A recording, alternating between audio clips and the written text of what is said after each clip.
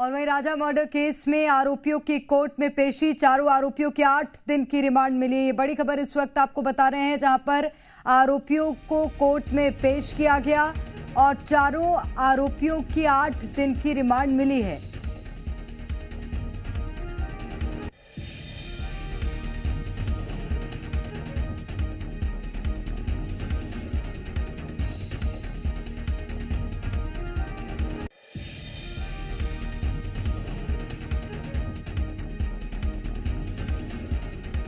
तो ये बड़ी खबर इस वक्त आपको बता रहे हैं, जहां अभी थोड़ी देर पहले कोर्ट में पेश किया गया है इन सभी आरोपियों को।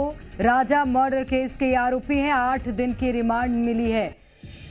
तो पुलिस ने 10 दिन की रिमांड मांगी थी, 8 दिन की रिमांड मिली है। इसमें इन्हें पूछताछ पुलिस कर सकती है इनसे, और तमाम सबूत पुलिस और भी जुटाएगी।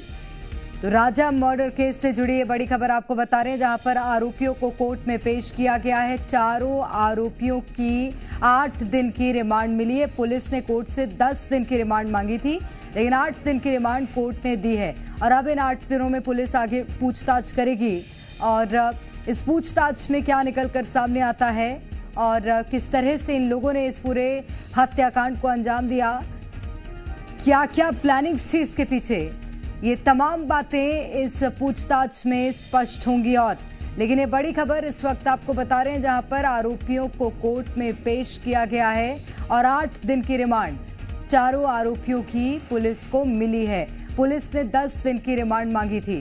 तो आज ही ये सभी आरोपी शिलांग लाए गए थे और पुलिस ने इनसे उस दौरान भी पूछताछ की। और जैसा कि प्रक्रिया होती है, सबसे पहले कोर्ट में पेश करना होता है, 48 घंटे के अंदर कोर्ट में पेश किया है इन आरोपियों को, और अब 8 दिन की रिमांड मिली है। तो पुलिस अब इन 8 दिनों में इनसे पूछताछ करेगी। 10 दिन की रिमांड हालांकि इससे पहले पुलिस ने मांगी थी, लेकिन 8 दिन की रिमांड मिली है। इसमें पूछताछ होगी। चारों आरोपियों को ये 8 दिन की रिमांड मिली है। तो ये बड़ी खबर इस वक्त आपको बता रहे हैं, जहां पर राजा मर्डर केस में जो आरोपी थे उन्हें कोर्ट में पेश किया गया। शिलांग पुलिस ने शिलांग कोर्ट में इन्हें पेश किया और 8 दिन की रिमांड इन सभी आरोपियों की मिली है। तो बड़ा अपडेट इस वक्त का राजा मर्डर केस से जुड़ा हुआ, जहां पर आरोपियों की कोर्ट में पेशी हुई और चारों आरोपियों को 8 दिन की रिमांड मिली। तस्वीरें भी हम आपको दिखा रहे हैं। सुरक्षा शिलांग कोर्ट की बढ़ा दी गई थी इससे पहले ही, और इन्हें कोर्ट में पेश किया गया। 8 दिन की रिमांड इन आरोपियों की मिली है। इसमें पूछताछ इन आरोपियों से की जाएगी। ये राजा हत्याकांड से जुड़ी हुई बड़ी खबर इस वक्त आपको बता रहे हैं।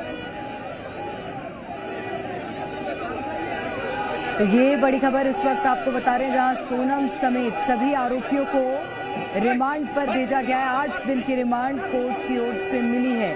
तो अब शिलांग पुलिस इनसे और पूछताछ करेगी। ये बड़ी खबर इस वक्त, बड़ा अपडेट राजा मर्डर केस से जुड़ी हुई आपको बता रहे हैं। अश्विनी हमारे संवाददाता हमारे साथ फोन लाइन पर जुड़ गए हैं। अश्विनी, अभी क्या अपडेट कोर्ट की ओर से सामने आया है, बताइएगा। हेलो जी अश्विनी, सुन पा रहे हैं मुझे? जी बिल्कुल। देखिए, 8 दिनों की पुलिस रिमांड दी गई है इन आरोपियों को। 10 दिनों की पुलिस रिमांड जो है मांगी गई थी पुलिस की तरफ से। 8 दिनों की सैंक्शन हुई है। कोर्ट ने इन आरोपियों से जो है एक जो प्रोसेस होता है उसमें पुलिस का बर्ताव इनसे पूछा। इसके अलावा पुलिस ने जो प्रेयर्स रखी थी वो ये कि इन्हें ले जाकर उन जगहों पर ले जाया जाएगा जहां पर इन्होंने इस घटना को अंजाम दिया।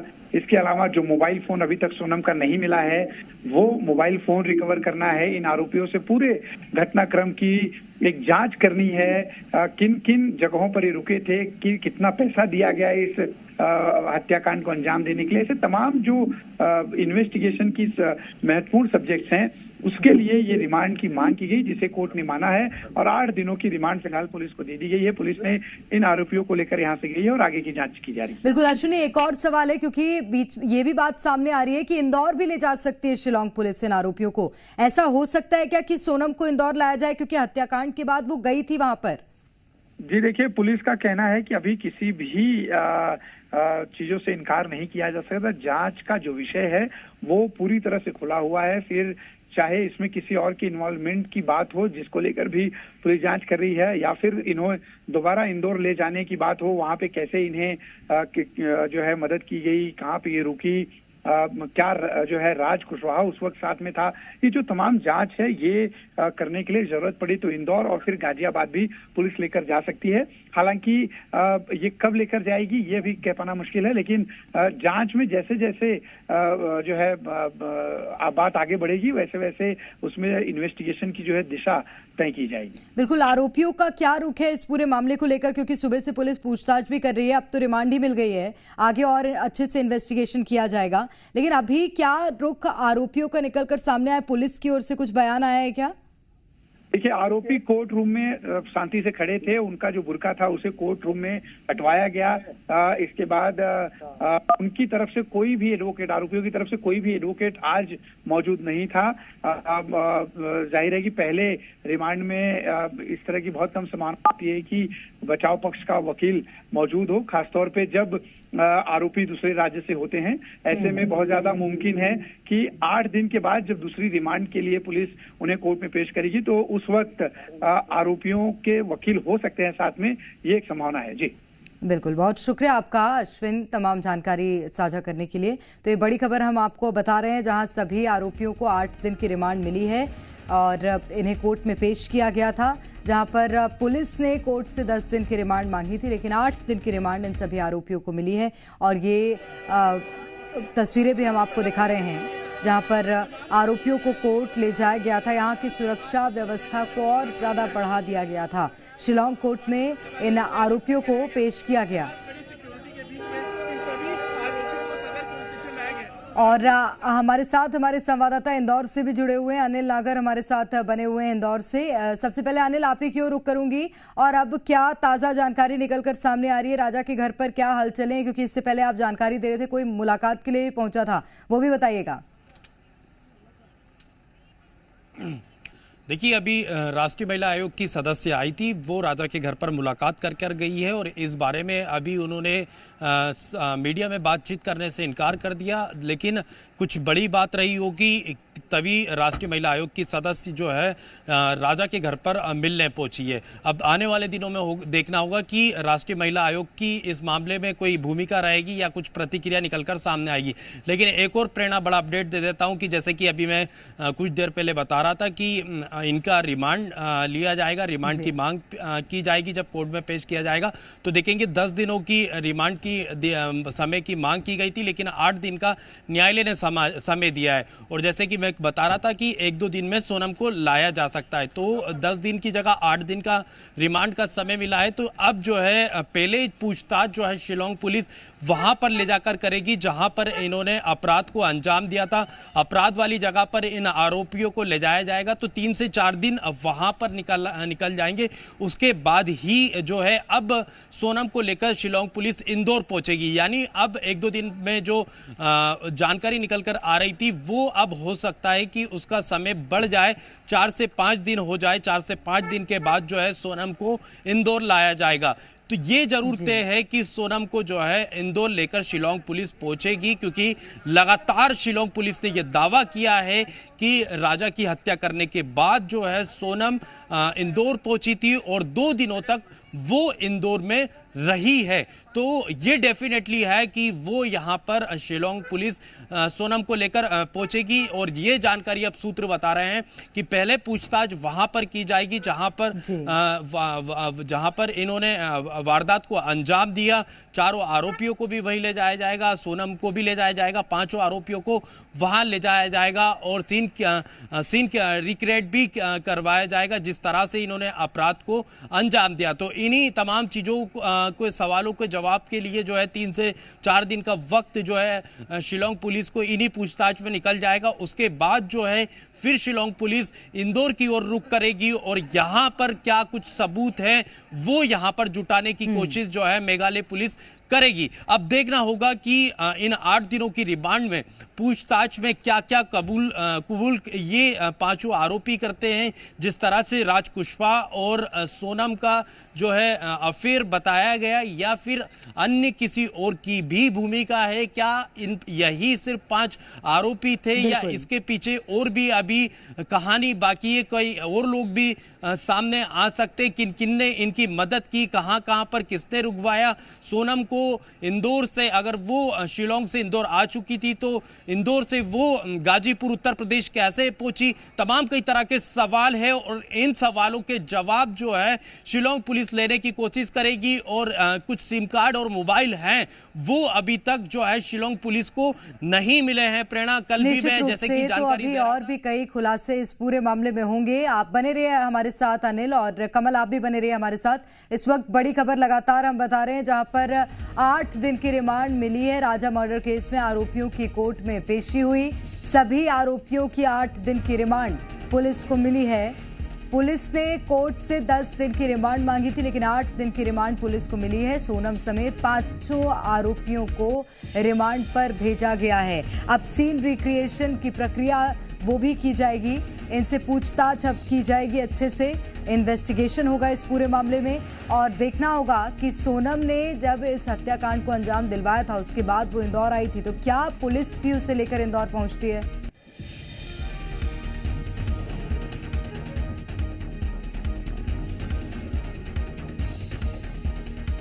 और ज्यादा जानकारी लेंगे, बातचीत करेंगे। हमारे साथ रिटायर्ड एडीजीपी पीके जैन जी हैं, जुड़ गए हैं। सर, स्वागत करती हूँ आपका जी मध्य प्रदेश छत्तीसगढ़ में।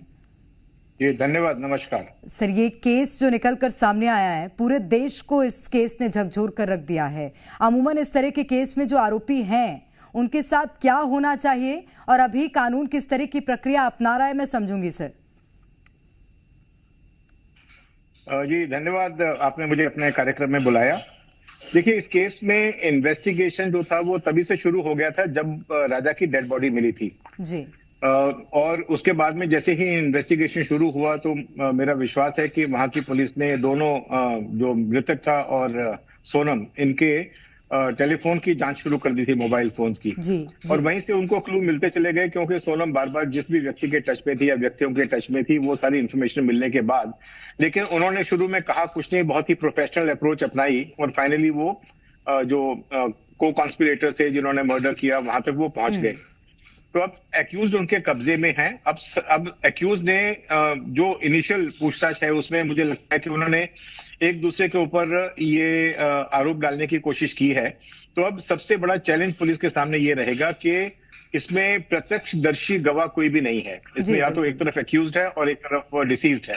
तो सबसे बड़ी जो चैलेंज है पुलिस के सामने वो ये है कि इनसे सच उगलवाएं, घटनाक्रम कैसे घटा, उसमें किस किस आरोपी का क्या क्या रोल था, इसमें प्लानर कौन था, सारी जो साजिश थी वो किसने रची, वो सोनम ने रची या सोनम के साथ में राज कुशवाहा ने रची, और बाकी 3 लोगों को कैसे सुपारी दी गई, कैसे उनको पैसे दिए गए, क्या, ये सारी चीजें जो है सर्कमस्टेंशियल एविडेंस जो है वो सारा इकट्ठा करना पड़ेगा। और उसके बाद में जैसे ही इनमें से कोई आरोपी फूटता है तो उसका जो है 164 का स्टेटमेंट मैजिस्ट्रेट के सामने दर्ज करवाना चाहिए। वो करवाने के बाद वो जांच आगे बढ़ेगी और एग्जैक्ट जो आरोप है वो एक आरोपी वाइज तय होंगे और आरोपी वाइज ही कोर्ट में चार्जशीट भेजी जाएगी। मतलब चार्जशीट तो एक ही रहती है, लेकिन उसमें कौन से आरोपी ने क्या रोल निभाया ये उसमें स्पष्ट तरीके से नमूद किया जाता है।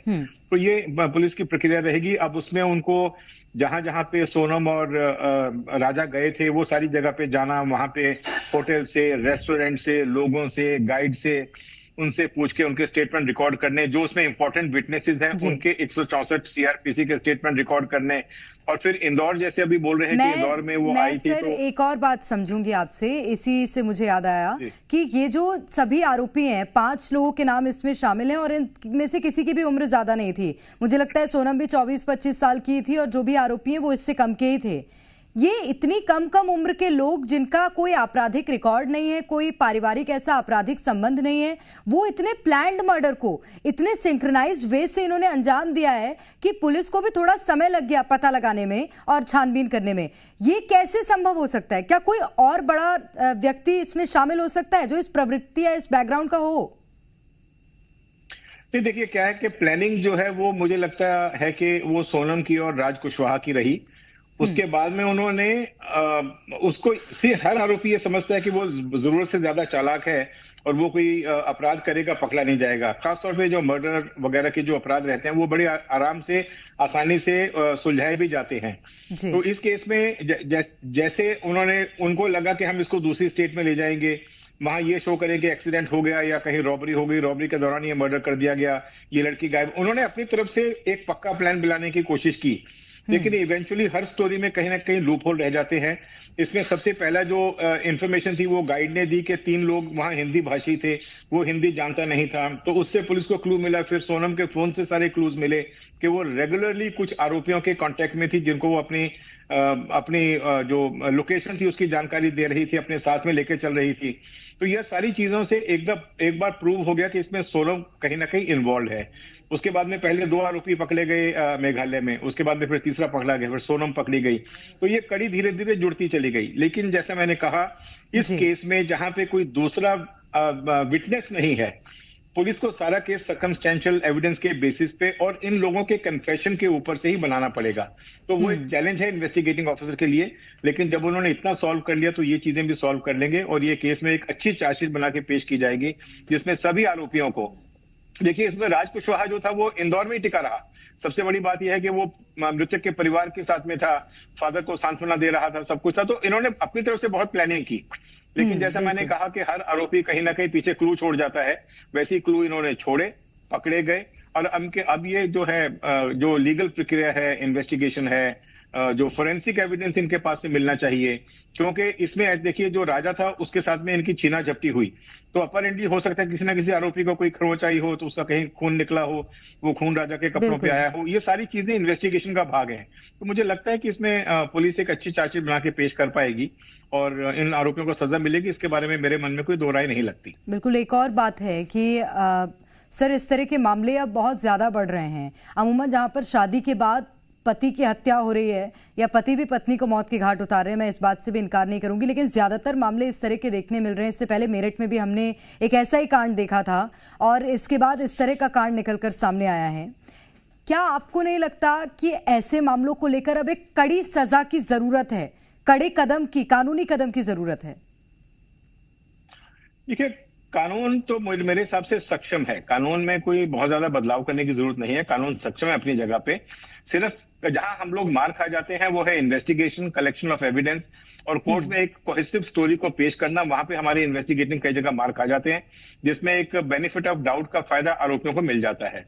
तो अगर वो ध्यान थोड़ा रखा गया, जो लीगल एडवाइजर रहते हैं एसपी के या जो डिस्ट्रिक्ट में, उनसे अगर प्रॉपर सलाह मशवरा लेके काम किया गया, तो ये जो लूप होल्स छोटे छोटे रह जाते हैं जिनका फायदा आरोपी को मिलता है, वो फायदा नहीं मिलेगा। और जहां तक इस तरह की घटनाएं बढ़ने का सवाल है, तो मुझे लगता है कि हम एक सामाजिक चर्निंग से गुजर रहे हैं, जिसमें लेडीज जो हैं वो भी थोड़ा सा, क्योंकि उनको फाइनेंशियल इंडिपेंडेंस मिल गई, उनकी अपनी इच्छा जो है वो पूरी कर सकते हैं अपनी इच्छाएं। अब इस केस में क्यों उसने शादी के लिए मना नहीं किया, या शुरू से ये प्लानिंग थी कि ये व्यक्ति जो ट्रांसपोर्ट बिजनेस में था, इसके पास में पैसे वैसे ज्यादा थे, तो उसकी इनहेरिटेंस का फायदा इसको मिलेगा। जो भी इन्होंने विचार किया, तो बड़ा सोच समझ के उन्होंने कट बनाया था। और ये जो इस तरह के जो अपराध हैं वो बढ़ने लगे हैं, क्योंकि एक तो टॉलरेंस कम हो गई पहले से कंपैरेटिवली। सोसाइटी में जनरली आप देखेंगे रोड रेज के केसेस, महाराष्ट्र जैसी जगह पे जहां कभी रोड रेज नहीं होता था, यहाँ पे भी रोड रेज पे अभी चाकूबाजी और मर्डर्स होने शुरू हो गए। तो ये एक जनरल समाज में चर्निंग है कि एक तो लोगों के जो उनके टॉलरेंस लेवल्स हैं वो काफी कम हो गए हैं, और दूसरा है कि बहुत सारी हम लोग आजकल सीरीज देखते हैं, बहुत सारे लोग समझते हैं कि हम बड़े इंटेलिजेंट हो गए, हम कोई लूप होल नहीं छोड़ेंगे। इस तरह का जो ओवर कॉन्फिडेंस है वो कहीं ना कहीं उनको ले बैठता है। सर, मैं एक और क्वेश्चन आपसे करूंगी। ये जो केस सामने आया है, इसमें क्या क्या चार्जेस लग सकते हैं? देखिए, जिसने मर्डर किया है उस पर तो मर्डर के चार्जेस लगेंगे, लेकिन सोनम और राज कुशवाहा ये दोनों ही वो शख्स हैं जिनका सबसे बड़ा हाथ भी है, लेकिन हत्या भी इनने नहीं करी है। देखिए, हत्या में 5 के 5 लोग इन्वॉल्व हैं। उसमें कोई प्लानर है, कोई एग्जीक्यूशनर है और कोई सपोर्ट सिस्टम देने वाला है। तो इसमें देखिए चार्जेस लगते हैं क्रिमिनल कॉन्स्पिरेसी के 100, पुराने में आईपीसी की बात कर रहा हूं, अभी नए सेक्शंस आ गए।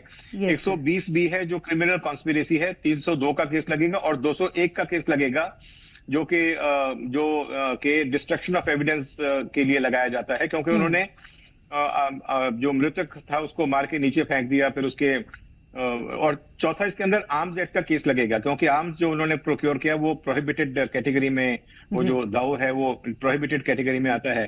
तो मेरे हिसाब से ये 3 सेक्शन आईपीसी के और 1 सेक्शन आर्म्स एक्ट का, ये सेक्शन इसमें लगने चाहिए। बिल्कुल। और जैसा कि परिवार मांग कर रहा है राजा रघुवंशी का कि सोनम को फांसी की सजा होनी चाहिए, क्या ये संभव है? अगर ये चार्जेस लगते हैं इन पर तो फांसी की सजा या आगे उम्र कैद या बहुत कड़ी सजा संभव है?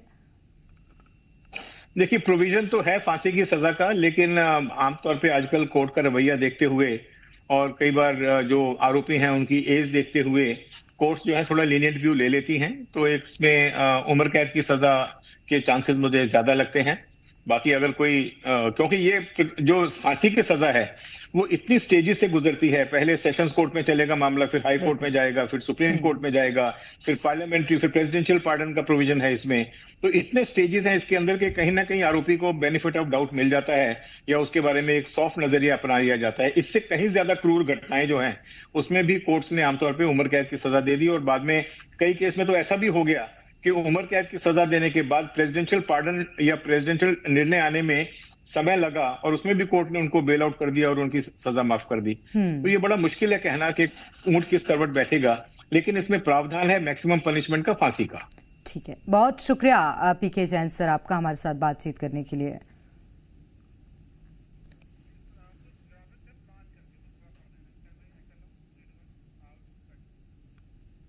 तो इस केस में अब एक एक करके कड़ियां खुल रही हैं, राज सामने आ रहे हैं और अब आपको बताते हैं उन 5 सुरागों के बारे में जिन्होंने सोनम की तमाम साजिश का पर्दाफाश किया है। और इसी के साथ ग्राफिक्स के माध्यम से आपको अन्य जानकारी भी देते हैं कि सोनम का प्लान ए क्या था जो कि फेल हुआ। 22 मई को राजा को पहले मारने की सोनम की तैयारी थी और उसके लिए पूरी प्लानिंग सोनम ने 4 आरोपियों के साथ मिलकर कर भी ली थी कि 22 मई को राजा रघुवंशी को मारना है, लेकिन वो प्लान फेल हुआ।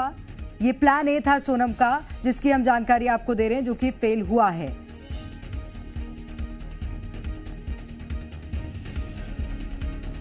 तो बारिश और अंधेरे की वजह से इस प्लान को बदला गया था। और इसके बाद आता है प्लान बी। 23 मई को सोनम का प्लान बी इसको एक्टिवेट किया गया। ट्रैकिंग के दौरान राजा को मारने की तैयारी हुई।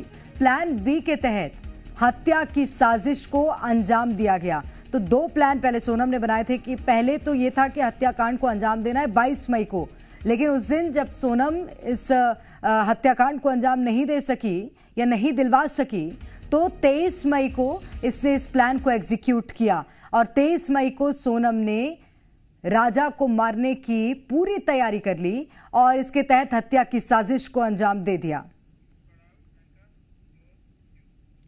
और इसी के साथ फिलहाल के लिए इस बुलेटिन में इतना ही।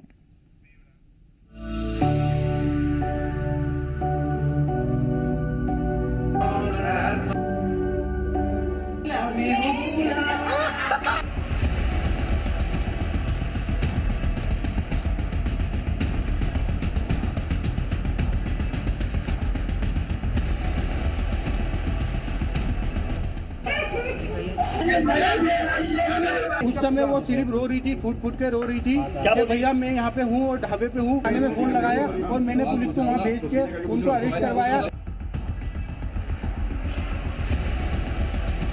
जो सबूत मिल रहे हैं उस हिसाब से मुझे 100% पता है कि उसी ने ये काम कराया और करवाया गया है। सोनम को फांसी दिलवाई जाए, गोविंद भैया ने बोल के गए।